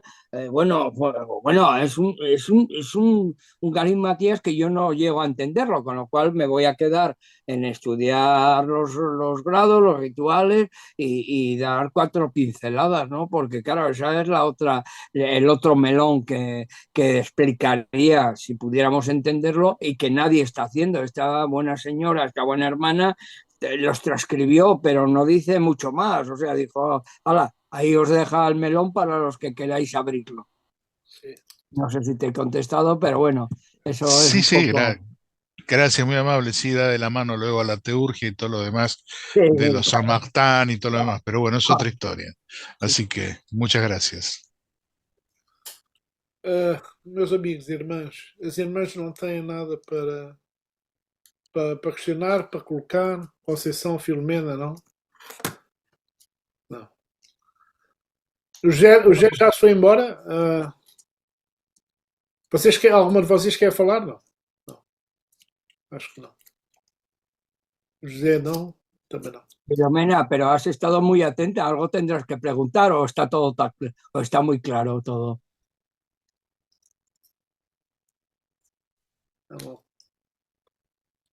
Não, ela não quer comentar. Uh, Então, eu posso tomar a palavra? Força, força. Pronto, porque está tudo em silêncio. Sí. E se eu estive com todo o cuidado a ouvir-vos, embora muitas palavras não perceptíveis do espanhol, mas desde já agradecer profundamente a capacidade de conhecimento do Vítor e inclusive do Arnaldo.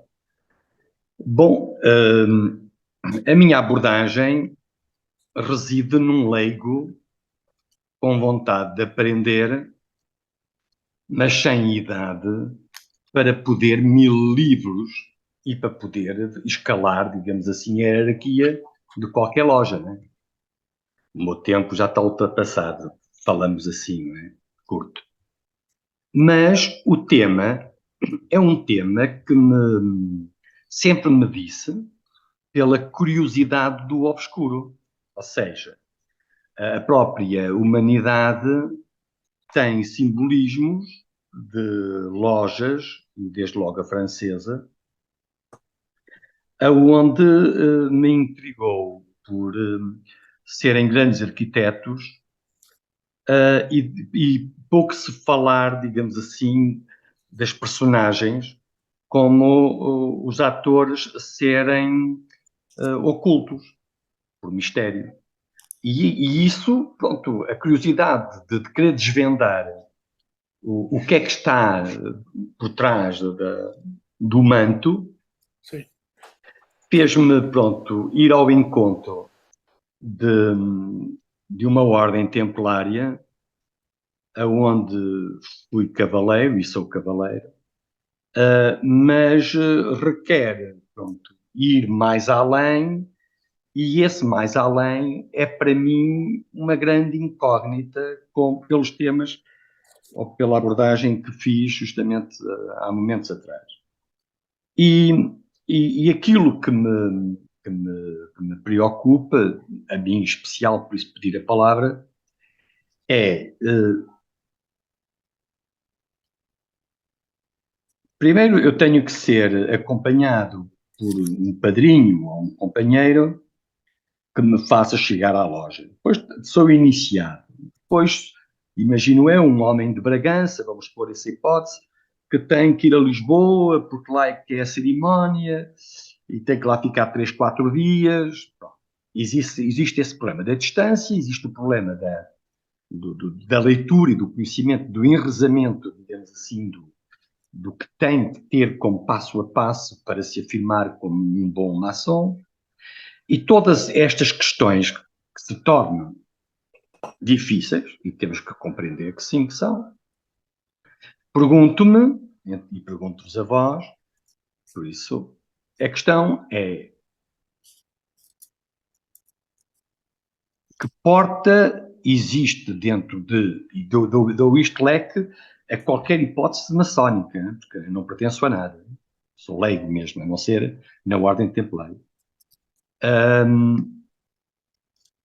que para iniciar e para pertencer, que tipo de investimento tem que se fazer para poder, digamos assim, ser de igual forma aceite pelos demais. Porque é um investimento bastante pesado, não é? Creio eu. É as distâncias, é os livros, é a leitura, é o aprofundamento, porque é uma pesquisa que se faz individualmente. Eu tenho que ir a uma biblioteca, eu tenho que perder horas e horas e horas a aprofundar cada vez mais, pronto, esse conhecimento para depois poder ter uma opinião formada e válida pelo seguimento hierárquico a quem deverei prestar, entre aspas, a todos vassalagem. Pronto, é assim que vejo a coisa. Peço desculpa por esta abordagem. Quem tem algo a esclarecer-me, pelo positivo ou pelo negativo, para eu poder tomar uma decisão futura. Pronto, muito obrigado, Arnaldo. Foi um colega, justamente da cavalaria, que me fez inscrito Da palestra. Exatamente, e o Arnaldo fez muito bem o convite a todos os novos membros. Pronto, e eu estou aqui curioso nessa busca, pronto, e por isso é que eu estou aqui. Então, uma boa noite, despeço-me já, e agora fico a ouvir-vos. Obrigado. Vitor, isto é uma ação que bateu à porta do templo, não é? Não sei se queres esclarecer. Bueno, eh, yo sé, bueno, Guillermo me imagino que ya me habrá oído. Siempre digo que aquellos lectores masones que leen mis libros, que no se lo digan a sus maestros, ni a sus vigilantes, ni a nadie que leen mis libros, porque a partir de ahí te van a decir que no tienes que leer esas cosas, que tienes que leer lo que ellos digan, ¿no? Con lo cual, yo creo que somos suficientemente mayores como para distinguir cuando uno debe atenerse a la lectura o al reglamento en donde está, ¿no? Y otra cosa es el conocimiento y el querer conocer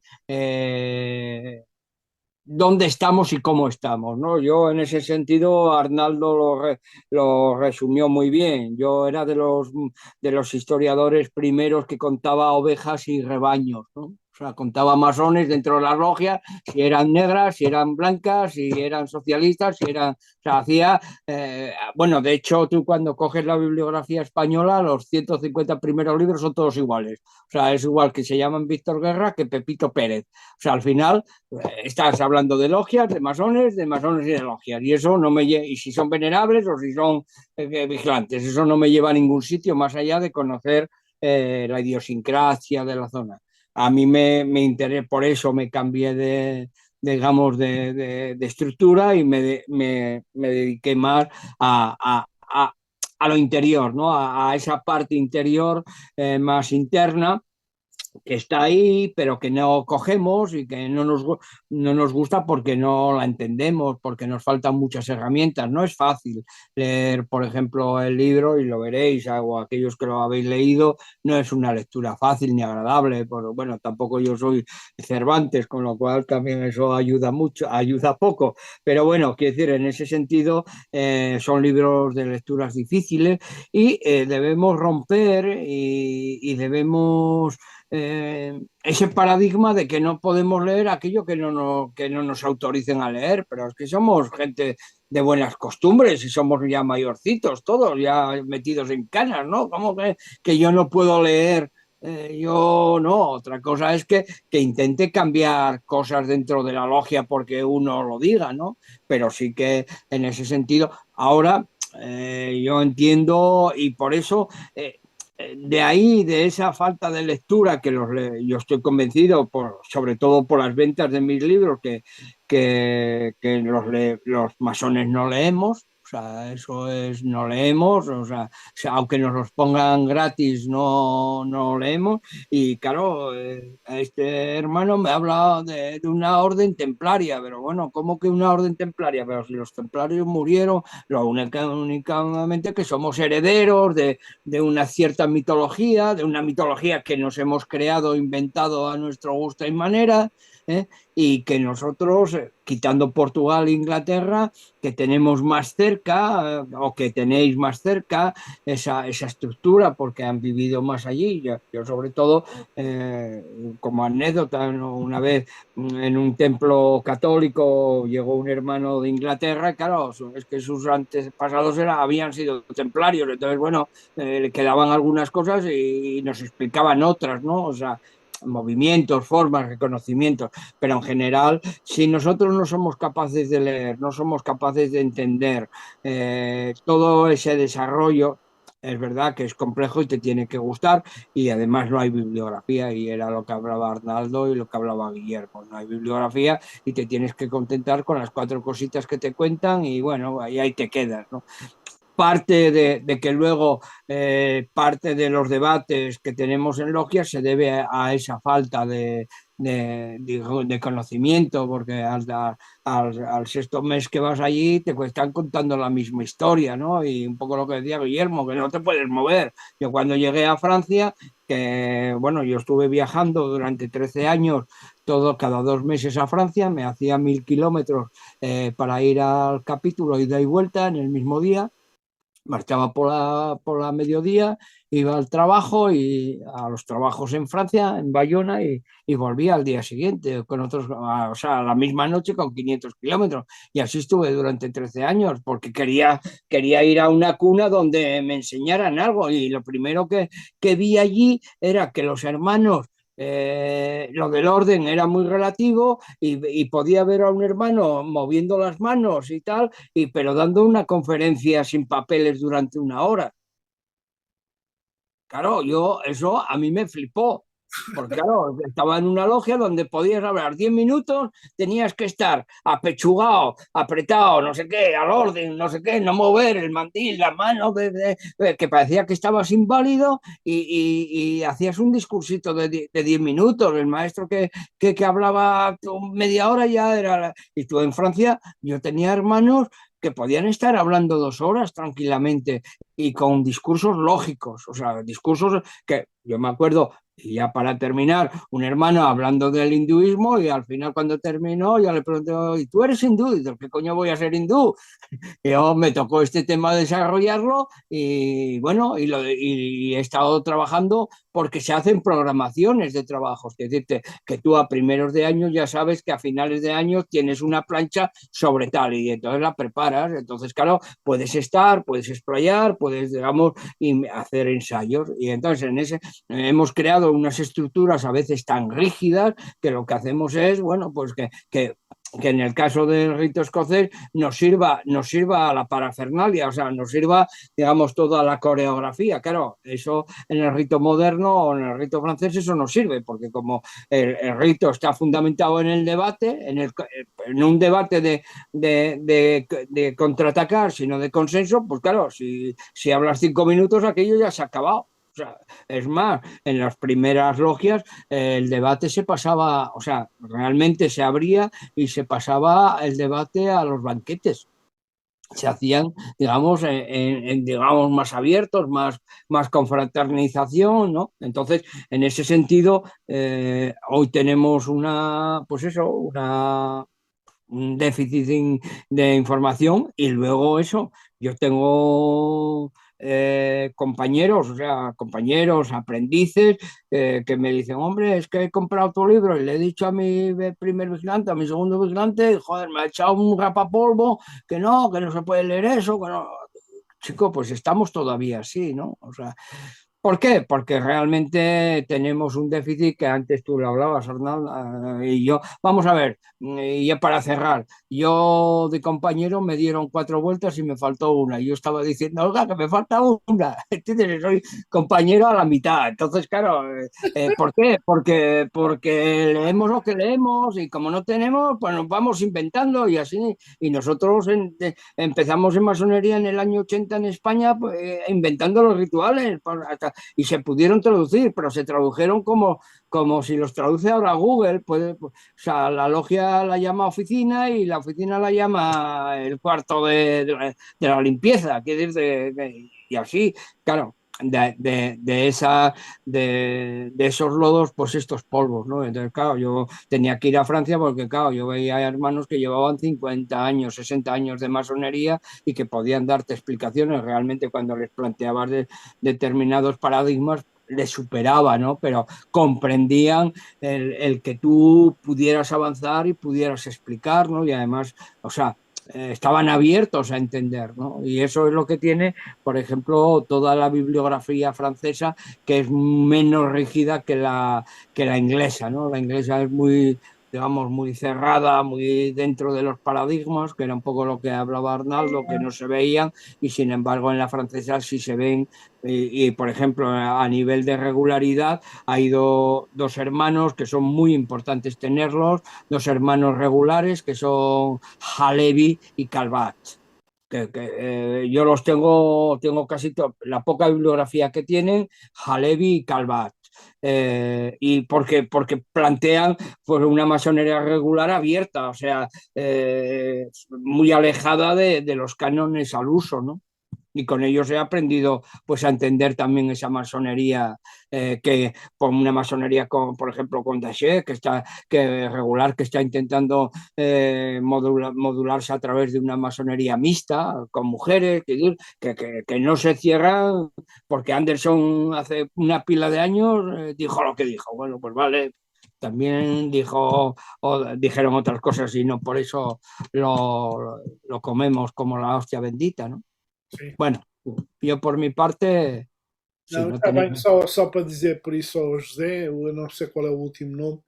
eh, a maçonaria é uma instituição aberta, quer dizer, para se conhecer a maçonaria, normalmente a metodologia é bater à porta de uma loja ou através de um irmão que se conheça e a partir daí desenvolve-se o processo, não é?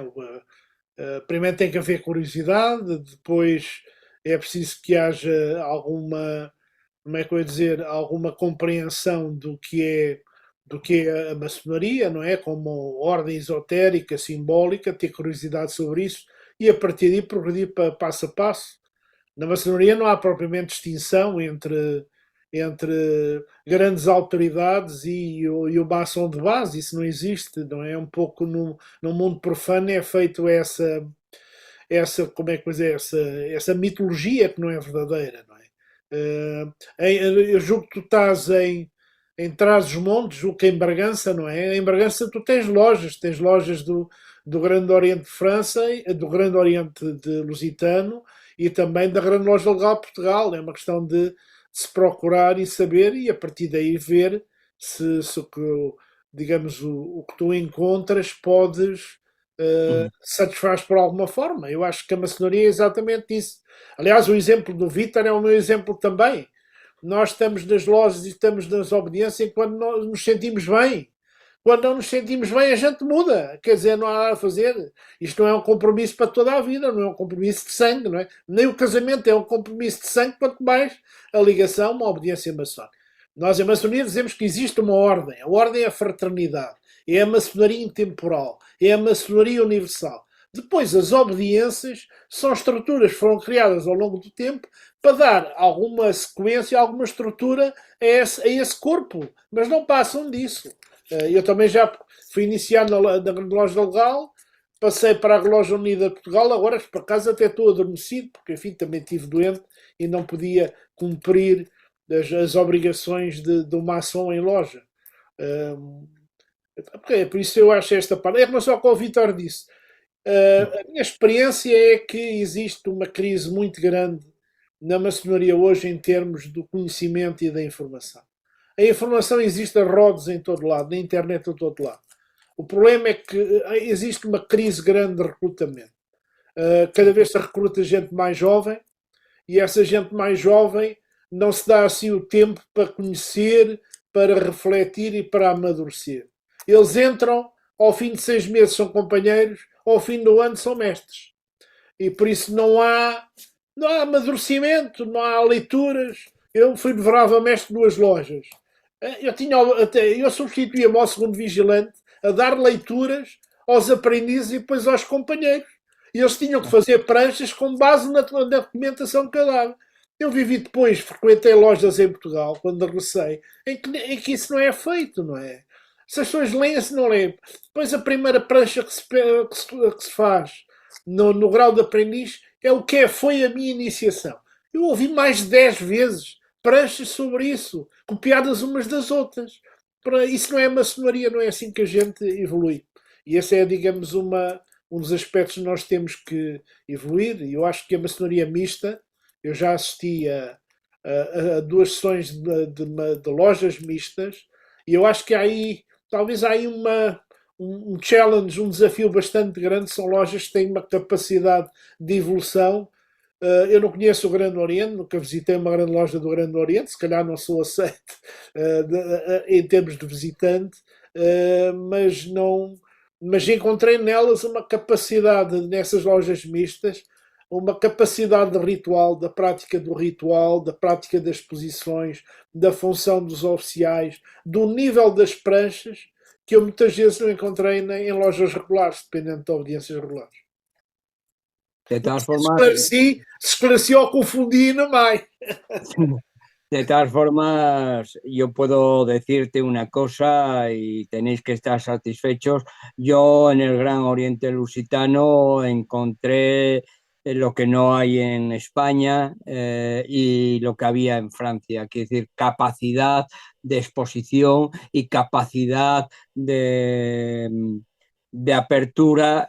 Yo voy a publicar ahora un libro recogiendo todas las invitaciones que me hizo Belmiro Sousa en la Academia Quinto Imperio de Oporto, que se reúnen todos los años en noviembre, y donde he podido desarrollar planchas de antropología, de sociología, de estudio de los rituales, de estudio de las logias. Es decir, que eso no, y esa capacidad de ver maestros, es verdad, que ya mayores, bueno, ni no tan mayores, de tener esa capacidad de hablar, de transmitir y de estar hablando aquello que era necesario. Y eso, por ejemplo, en España no se produce. En España, yo, más allá de media hora, no hay maestro que largue un discurso, digamos, más allá de su materia. O sea, que si tiene que desarrollar. Y, por ejemplo, yo en el Gran Oriente Lusitano, que voy de visitante, porque yo ya estoy en sueños, a mí digamos, me engrandece más el estudio ya que la propia logia. A mí la logia no me aporta más allá de ayudar, o la estructura no me está aportando nada, y además creo problemas. Quiero decir, creo problemas porque estoy viendo cosas y, bueno, y las digo, claro, y claro, al final creas fricciones, no eres parte de la estructura, no quiero ser parte de la estructura, y entonces, claro, al final lo mejor que puedes hacer es quedarte en tu casa, escribir lo que quieras, que lo lean si lo quieren leer, y si no, que les aproveche. Y en ese sentido, yo en Portugal, bueno, tienen una tradición. He estado en algunas veces en la logia legal y he visto cosas que no veo en España. O sea, digamos, ya no te digo que tenga un nivel de conocimiento muy específico, ritual, pero sí veo capacidad de argumentar, capacidad de decir, capacidad de comunicar dentro de sus órdenes. Y eso es importante. A mí que me hablen de esoterismo, que me hablen de alquimia, de cábala, de vez en cuando no me importa, y además es una forma de enseñanza, ¿no? Quiere decir que ahora el reglamentarlo como se ha hecho en otros sitios, una plancha que tiene que durar 10 minutos y no puede durar más, etcétera, etcétera, pues eso me parece que es constreñir el conocimiento. Y con esto doy por terminado, yo creo, ya, porque tendréis que ir a cenar, ¿no? ¿O ya cenas? Não, vamos cear, mas realmente já estamos já temos perto das 11 da noite aqui em Portugal, e deve ser meia-noite em Espanha. Eu cabe-me por isso agradecer aos amigos que estiveram connosco aqui esta noite, e sobretudo ao Vítor Guerra, de nos ter apresentado um tema fascinante, de uma forma muito coloquial, e despertou-nos enorme interesse para o livro e para o rito, como eu referi, que é pouco conhecido em Portugal. Aqui nestas palestras só houve um irmão que falou, o irmão do Grande Oriente, que falou no rito francês, mas, digamos, é uma temática que não se fala em Portugal, e nas peças de investigação que são publicadas em plataformas maçónicas não é um tema que seja apelativo e que eu veja análises apresentadas. Por isso, muito obrigado por estares, obrigado a vocês. Eu vou agora fechar. Estamos em junho, nós vamos agora iniciar na Masters of the Art, que é a entidade que organiza estas palestras, um período de férias de verão.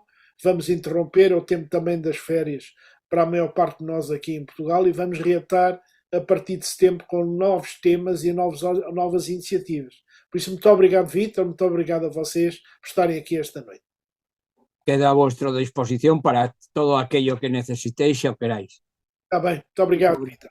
Muito obrigado. Adeus a todos. Adeus.